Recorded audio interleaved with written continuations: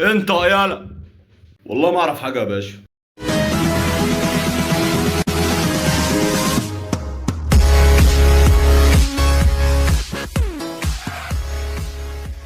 عزيزي المشاهد وعزيزي المشاهدة، أهلا بكم في فيديو جديد. معاكم عمر حرب، والنهاردة هنتكلم عن الإرشاد.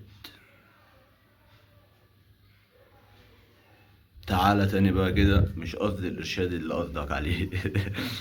أقصد الإرشاد في كل حاجة.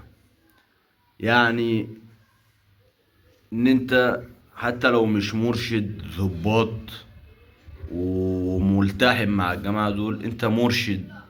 كل الناس بقت مرشدة، وليه محدش بيتبل في بقه فولة؟ ده سؤال حلقة النهاردة. أنا ليه مثلا مخنوق متضايق تعبان وجيت حكيت لك على حاجة، ليه أصحى تاني يوم ألاقي جمهورية مصر كلها عارفاه؟ بعيدا عن ده كله، أنت استفدت إيه؟ أنت بقيت في التوب يعني؟ الحوار ده رفعك شوية؟ بقيت واد روش؟ إيه اللي اتغير والله لما انت بتسمع كلمة من هنا وتوديها هنا؟ سيبك من الطرف ده ومن الطرف ده، انت استفدت ايه؟ جدع، ده ربنا قال في القرآن الكريم الفتنة أشد من القتل. انت ليه بتحب توقع الناس في بعضها؟ ليه بتحب تنقل الكلام من هنا ومن هنا وتغير فيه كمان وتوقع الناس في بعضها؟ ايه الانبساط؟ انا عايز افهم ايه حالة الانبساط اللي بيجيلك في اللحظة دي؟ ايه اللي انت بتطلع منه؟ ولا حاجة. طب ليه يا ابن الناس بتوقع الناس في بعضها وبتشيل نفسك ذنوب على الفاضي؟ ما تخليك في حالك يا عم، اشتري دماغك. لا تشغل بالك بده ولا بده، خليك مع حالك انت. لما تنقل الكلام مش هيقولوا عليك واد جامد واد روش.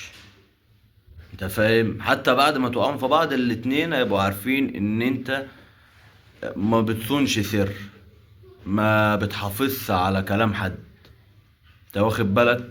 فانت حتى بعد ما يقعوا في بعض بعد كده، انت اللي هتتشاف غلط، انت هيبقى شكلك وحش قدام الناس. يا اسطى، انا اكلت الرز بلبن اللي في التلاجة يا اسطى من ورا امي.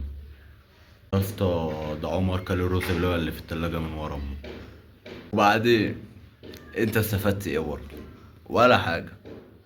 خليك في حالك يا ابن الناس، خليك في حالك عشان ما تضرش نفسك. مع السلامة.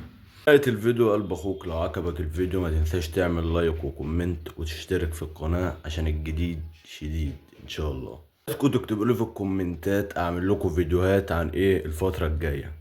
اي واحد نفسه في اي محتوى يقول لي عليه وانا اعمله له ان شاء الله. انا عندي عطل في الابداع الفترة دي ومش عارف اكتب سيناريوهات والدنيا بايظة خالص، فعايزكم انتوا تقترحوا عليا اعمل فيديوهات عن ايه.